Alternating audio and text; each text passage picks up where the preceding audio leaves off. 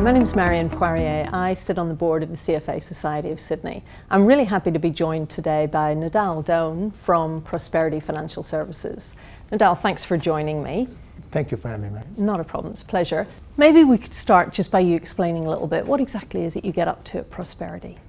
Yeah, well, the practice, the chartered accountancy practice, there's probably three key focuses of the practice. One of them is the tax and accounting side, and that's probably the less exciting side. But the more exciting side is the financial advice and training. And with financial advice, although myself, I'm a chartered accountant as well as certified financial planner, the focus of the advice in my part of the practice is on compliance and risk management. And we provide the services to financial institutions like the big banks, as well as the large financial institutions like of AMP, big accounting firms who are getting heavily involved in this space, as well as the regulator themselves. And training is the same thing, training and advice to ensure advisors provide best practice advice, appropriate advice, because in the instance where inappropriate advice is provided, we assist also financial institutions to help them remediate the advice and provide methodology in terms of how to remediate it, particularly the more complex advice such as self-managed superannuation funds and complex insurance advice.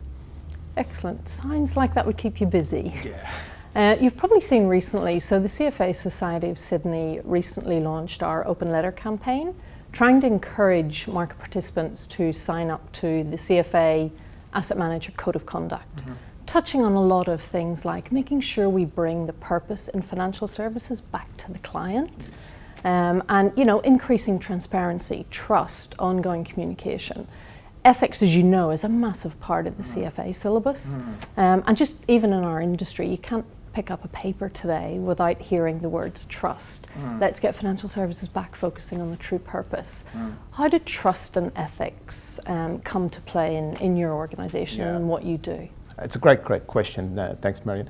Look, there's two parts to it. Fundamentally, I look at trust. I say for a profession to be sustainable, it must maintain public trust. Without public trust, you have no profession. So that's one. Ethics, and I was quite fortunate in terms of being one of the great team lecturing in the review course for the CFA. And ethics and professional standard was a subject that I've actually was lecturing and gaining a better understanding. They always say you understand things better when you teach it. Of the body of knowledge that CFA has and the practical on-ground experience to build that. And as a matter of fact, I had to sit my own CFA ethics exam to become a member of the CFA. But the way I see ethics, and I see a lot of debate about regulation versus ethics, because regulation had to step in, particularly in the financial market, and here in Australia, where we have prescribed into legislation that the advisor must act in the best interest of the client. And I see the debates, regulation versus ethics, and which one we should have. And somehow I find it's probably not very productive, because I think they need to work together. And I explain it kind of in a simplistic approach. If you're trying to have a structural wall to build, I find regulation comes as those big blocks that builds that wall. And I find professional standard, those little rocks that sits in between the big regulation rocks couldn't sort of fill in. But I find ethics is the glue that brings it all together.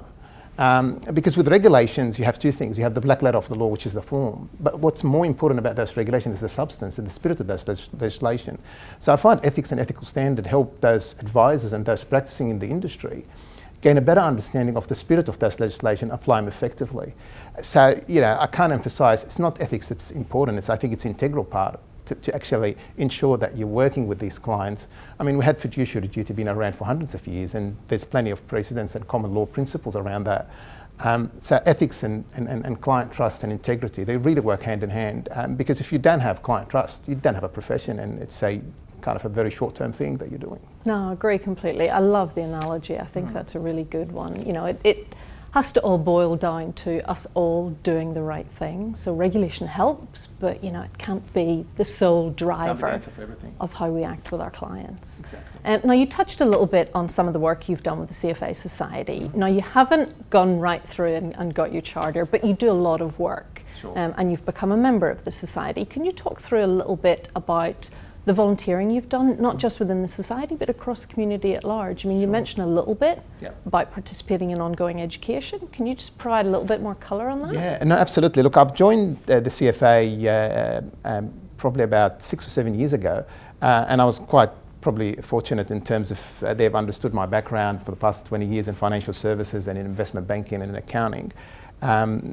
Obviously, I had to sit the exam, but my understanding is that sitting a CFA level 1 can actually entitle you to become a CFA affiliate. And I'm not trying to sell this, but I find just being the company of those who are CFA, it's a great experience for those who want to get into the industry. But just I'll touch on CFA level 1 because I have first-hand experience in this, particularly from a financial advice perspective.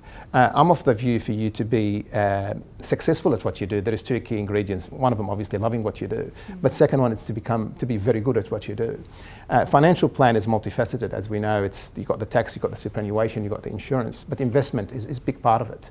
And getting the investment right, as you probably well know, Marianne, from your background and your experience, is a critical part.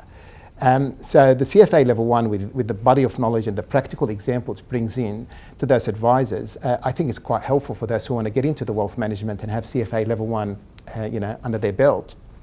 Because what I find advisors, not just about advising clients to help them achieve their goals and objective, all that, but it's a critical goal, but just being a good educator to the clients.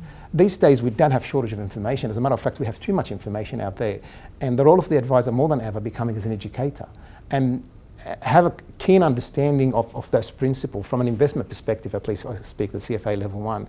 I think it puts you in really good stead as an advisor want to get into that space to understand it so you can actually help clients achieve their goal and objective, but also to bring them on this journey and to help them understand those principles in a language they can understand and relate it to their to their personal situations. Yeah, no, you touched on a lot of really good points there. I mean, yes, passing level 1 allows you to become a member, and the CFA Society and what we stand for in the community can open a lot of doors to those young people, and to then have them come in the door and help be educated by people like yourselves, keen to give to the next generation. I think that's excellent. So I'd love to thank you for chatting with me today. It's been really enjoyable. And that's a great opportunity. Thank you. Thanks for that.